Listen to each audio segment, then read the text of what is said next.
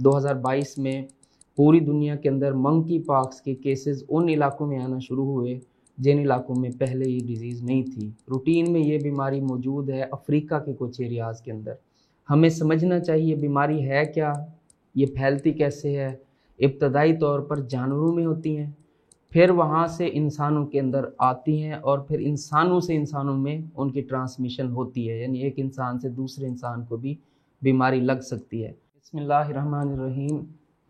आज हम बात करेंगे मंकी पॉक्स वायरस के बारे में, क्योंकि इस वक्त दुनिया के अंदर ये एक बहुत बड़ा इमर्जिंग हेल्थ प्रॉब्लम है। WHO ने भी इसके ऊपर काफ़ी थ्रेट अलर्ट्स जारी किए और ये उन एरियाज़ के अंदर इसके केसेस आए हैं जहाँ पहले नहीं था। कोई भी डिज़ीज़ जो किसी एरिया के अंदर रूटीन में पाई जाती है, यानी जैसे डायरिया है बच्चों के अंदर या लूज़ मोशंस लगते हैं, तो ये गर्मियों के मौसम में आम तौर पर हमारे इलाकों के अंदर पाया जाता है। अगर वो गर्मियों के मौसम में उन एरियाज़ में हो जाए जिनमें पहले से मौजूद होता है, हम इसे कहते हैं इंडेमिक डिज़ीज़। लेकिन कोई ऐसी डिज़ीज़ जो उस एरिया में ना हो लेकिन फिर भी वहाँ पे उसका केस आ जाए, रूटीन में वहाँ पे ना होती हो, तो ये एक वार्निंग होती है, ये एक अलर्ट होता है हेल्थ अथॉरिटीज़ के लिए कि वो इसको सीरियसली लें, क्योंकि ये एक इमर्जिंग डिज़ीज़ होती है, नई डिज़ीज़ होती है जो नए एरिया के अंदर आ रही है। तो अभी यही हुआ हमारे यहाँ 2022 में पूरी दुनिया के अंदर मंकी पॉक्स के केसेस उन इलाकों में आना शुरू हुए जिन इलाकों में पहले ये डिज़ीज़ नहीं थी। रूटीन में ये बीमारी मौजूद है अफ्रीका के कुछ एरियाज़ के अंदर जहाँ फॉरेस्ट हैं और फॉरेस्ट में इंसानों का मंकीज़ के साथ एक ताल्लुक़ बनता है, तो वहाँ से ये वायरस इंसानों में शिफ्ट होता है। और ये जो पॉक्स, लेकिन इस दफ़ा ये हुआ कि अफ्रीका से बाहर भी बहुत सारे इलाकों के अंदर, जैसे कनाडा है, यूनाइटेड स्टेट्स है और अमेरिका के दीगर इलाके हैं और अफ्रीका के भी ऐसे रीजन जहाँ पे ये डिज़ीज़ पहले से नहीं थी, उन एरियाज़ में मंकी पॉक्स के केसेस आना शुरू हुए। तो इसलिए हमें समझना चाहिए बीमारी है क्या, ये फैलती कैसे है, इससे हम अपने आप को बचा कैसे सकते हैं और एहतियाती तदाबीर क्या हैं जिनको हम इख्तियार कर सकते हैं ताकि हम कॉन्शियस रहें और ये बीमारी जो अभी तक पाकिस्तान में नहीं आई लेकिन किसी वक्त भी इसका केस यहाँ पर आ सकता है, तो इसको हम प्रिवेंट कर सकें और अपने मुल्क को और अपने लोगों को इससे महफूज रख सकें। सबसे पहले हम बात करते हैं मंकी पॉक्स है क्या।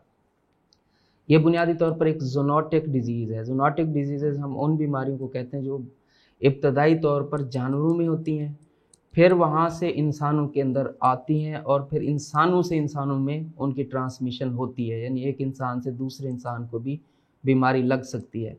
तो मंकी पॉक्स भी उसी तरह की एक डिज़ीज़ है। इब्तदाई तौर पर अफ्रीका के अंदर ये यानी जो मंकीज़ थे और उनसे रिलेटेड स्पीशीज़ के एनिमल थे उनके अंदर मौजूद थी।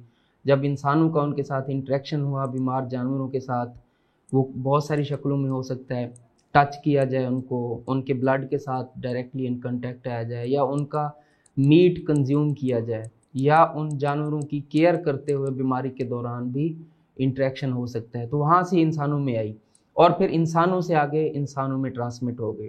तो मंकी पॉक्स से पहले भी पॉक्स वायरस की जो फैमिली है इसकी बीमारियाँ हमारे इंसानों में मौजूद थी, जिनमें बहुत एक फैटल बीमारी, ख़तरनाक बीमारी स्मॉल पॉक्स की थी। 1980 में स्मॉल पॉक्स की जो डिज़ीज़ थी वो पूरी दुनिया से इरेडिकेट कर दी गई और ये एक बहुत बड़ी सक्सेस स्टोरी थी पब्लिक हेल्थ के लिए कि वैक्सीन के ज़रिए, मैसिव वैक्सीनेशन कैंपेन्स के ज़रिए ख़तरनाक बीमारी को फैलने से मुकम्मल तौर पर ख़त्म कर दिया गया और इवन उसका जो वायरस था वो भी ख़त्म हो गया मुआशरे के अंदर से और किसी जगह पे भी नहीं। 1980 में आखिरी दफ़ा ये अनाउंस कर दिया गया था वर्ल्ड हेल्थ ऑर्गेनाइजेशन की तरफ से कि स्मॉल पॉक्स इरेडिकेट हो चुकी है। इसी तरह चिकन पॉक्स की बीमारी है जो अभी भी हमारे इलाकों के अंदर आ जाती है और बड़े दाने जिसके अंदर निकलते हैं, तो ये उसी ही किस्म की वायरस की बीमारी है, लेकिन इसकी थोड़ी सी शक्ल मुख्तलिफ है।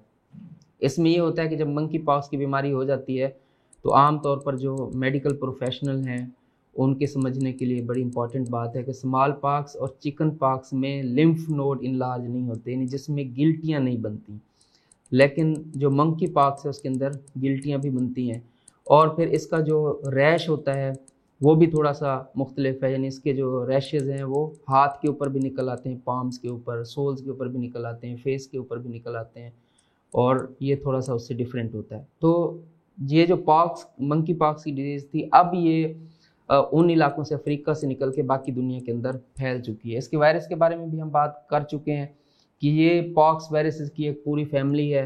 आर्थ्रोपॉक्स उनकी जीनस में से ये वायरस है और इसकी पहले भी डिजीजेज हमारे यहाँ मौजूद है।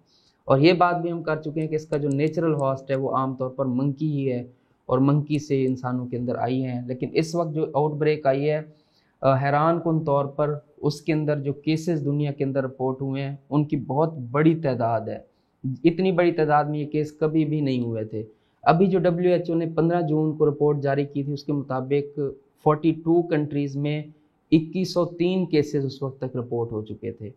और इसमें यूरोपियन कंट्रीज़ भी हैं, ऑस्ट्रेलिया और Denmark, Finland, France, Germany, Hungary, बहुत सारे मुल्क यूरोप के इसके अंदर हैं। स्पेन है, स्विट्ज़रलैंड है, यूनाइटेड किंगडम है। इसी तरह वेस्टर्न पैसिफिक जो एरियाज़ हैं, ऑस्ट्रेलिया वगैरह, उस तरफ भी हैं। और इसके साथ साथ ये जो हमारे अमेरिका और लैटिन अमेरिका के मुल्क हैं उनके अंदर भी इनके बहुत सारे केसेस हैं। तो ये एक बहुत बड़ी तादाद थी, इसलिए एक अलार्मिंग सिचुएशन थी, इसको सीरियस लेना पड़ा। लेकिन अल्लाह का शुक्र है कि अभी तक पाकिस्तान में ये बीमारी नहीं पहुंची। इसकी ट्रांसमिशन कैसे होती है, फैलती कैसे ये बीमारी? सबसे पहले हमने बात की कि ये जूनोटिक डिजीज़ है, यानी जानवरों से इंसानों में आई हुई बीमारी है। तो सबसे पहला इसका जो ट्रांसमिशन साइकिल है वो वही है कि हम जब ऐसे किसी इन्फेक्टेड जानवर से, ख़ासतौर पर मंकीज़ से इंसानों का कंटेक्ट होता है तो उनके साथ डायरेक्ट कंटेक्ट जब होता है ब्लड के साथ या बॉडी फ्लूइड के साथ या उनकी जिस्म के ऊपर बने हुए दानों और दागों के साथ, तो उसके साथ ये फैल सकती है। दूसरा, कुछ कम्युनिटीज़ के अंदर मंकीज़ को एज अ फूड भी यूज़ किया जाता है। तो हमारे यहाँ तो ये कल्चर नहीं है, लेकिन ऐसे ममालिक जहाँ पे इस्तेमाल होता है वहाँ अनकुक्ड या हाफ कुक्ड जो मीट है उसके ज़रिए भी इंसानों के अंदर ये फैल सकती है। जब इंसानों में आ जाती है तो फिर इंसानों से इंसानों में कैसे फैलती है, तो उसमें जो मेथड अभी तक समझ आया, ट्रांसमिशन का तरीक़ाकार समझ आया, वो ये है कि डायरेक्ट कंटेक्ट से फैलती है। जो इन्फेक्टेड आदमी है उसके साथ अगर बहुत क्लोज़ कंटेक्ट किया जाए, तो इसकी एक मिसाल हमें हमारे सामने जो अमेरिका में इब्तदाई तौर पर केसेस रिपोर्ट हुए वो लोग थे जिनमें होमोसेक्सुअल मेल्स थे, यानी वो मर्द थे जिनके ताल्लुकात मर्दों के साथ थे। अल्लाह का शुक्र है कि हम एक इस्लामी मुल्क हैं, इस्लामी मुआशरा है, यहाँ पर इस चीज़ को दीन की बुनियाद पर इंतहाई ऐसा समझा जाता है कि लोग इस अमल से बचते हैं। लेकिन उन मुआशरों में ये क्लोज़ कंटेक्ट एक रिस्क फैक्टर के तौर पर सामने आया और इब्तदाई केसेस उन्हीं में थे।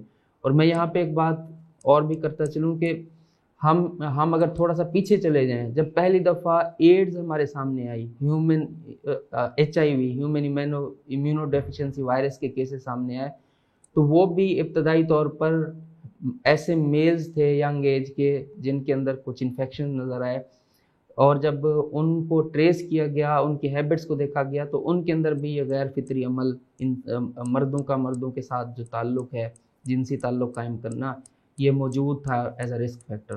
तो वहाँ भी हमें ये बात मिलती है और यहाँ भी हमें ये बात मिलती है। लेकिन कोई भी इंसान जो ऐसे पेशेंट की केयर कर रहा है, उसके जिस्म के साथ डायरेक्ट कंटेक्ट में आ रहा है या उसके बॉडी फ्लूइड्स को डील कर रहा है, ब्लड को, सलाइवा को, कोई भी जिस्म का बॉडी फ्लूइड जो निकलता है उसको डील कर रहा है, तो उसके अंदर ये बीमारी फैलने का चांस होता है। दूसरे नंबर पर ये उस क्लोज़ स्पेस में इंतहाई करीब जो लोग एक दूसरे के होते हैं, तो वहाँ रेस्पिरेटरी ड्रॉपलेट यानी मुंह से निकलने वाला जो थूक है या ज़र्रात हैं, उसके ज़रिए भी ये फैलता है। तो ये इसके दो मेन ट्रांसमिशन साइकिल हैं। तो इसलिए जब हम ट्रांसमिशन को समझते हैं तो हमारे लिए इससे बचना बड़ा आसान हो जाता है, यानी ये क्लोज़ कंटेक्ट से फैल रहा है। तो सबसे पहला तरीक़ाकार ये है कि ऐसा एनिमल या ह्यूमन जिसके अंदर डिजीज़ मौजूद है उससे अनप्रोटेक्टेड कंटेक्ट ना किया जाए। अनप्रोटेक्टेड कंटेक्ट क्या है कि उसके साथ हाथों को बग़ैर दस्ताना इस्तेमाल किए और फेस मास्क इस्तेमाल किए टच ना किया जाए। अगर ज़रूरत पड़ती है हमें उनको टच करने की, उनकी केयर के एतबार से, और उनको संभालना है और उनकी बीमारी के अंदर उनके साथ एक इंसानी ताल्लुक़ जो हमारा बनता है उसको कायम रखना है, तो वो हेल्थ केयर प्रोफेशनल्स अपने आप को पूरी तरह प्रोटेक्टिव इक्विपमेंट के साथ उनके साथ डील करें। जो फैमिली अगर उस पेशेंट की है तो उन्हें ये चाहिए, बेसिक असूल ये है कि पेशेंट को आइसोलेट किया जाए, यानी हेल्दी लोगों का उसके साथ डायरेक्ट कंटेक्ट ना हो। और फिर यानी वो जो कॉमन स्पेस है, बहुत क्लोज जगह को आपस में शेयर ना करें। तो ये एक बेसिक तरीकाकार है। दूसरा फिर आम हमारी जो प्रोटेक्टिव चीज़ें हैं जिसमें हैंड हाइजीन है, कि हर दफ़ा पेशेंट की केयर करते हुए, उसकी चीज़ों को हैंडल करते हुए, उसकी बेडिंग को हैंडल करते हुए आप फ़ौरन अपने हाथों को साबुन के साथ या किसी भी एंटीसेप्टिक के साथ साफ़ करें, धोएं अच्छी तरह पानी और साबुन के साथ। तो इसके साथ भी इसको प्रिवेंट किया जा सकता है। तो ये बेसिक चीज़ें हैं जिनके ऊपर हम काम करके इस बीमारी को फैलने से बचा सकते हैं। और मुल्की लेवल पर हम क्या कर सकते हैं, इसमें यह है कि जो एनिमल ट्रेड है उसके हवाले से कॉन्शियस हुआ जाए। ऐसे इलाके जहाँ पे मंकी पॉक्स के केसेस हैं, वहाँ से वो एनिमल जो इसे ट्रांसमिट कर सकते हैं, उनकी ट्रेड या उनकी ट्रैवलिंग नहीं होनी चाहिए।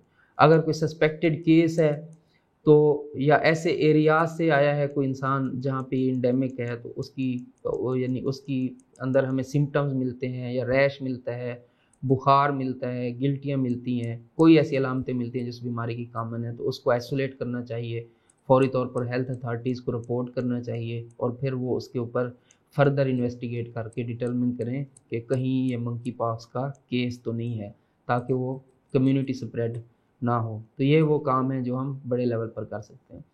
और इसमें एक पॉजिटिव बात यह है कि मंकी पॉक्स चूँकि पॉक्स वायरसेस की ही किस्म है, तो स्मॉल पॉक्स का एक बहुत बड़ा तजर्बा हमारे पास मौजूद है। वैक्सीनेशन के ज़रिए हमने उसको कंट्रोल किया और पूरी दुनिया से इरेडिकेट किया।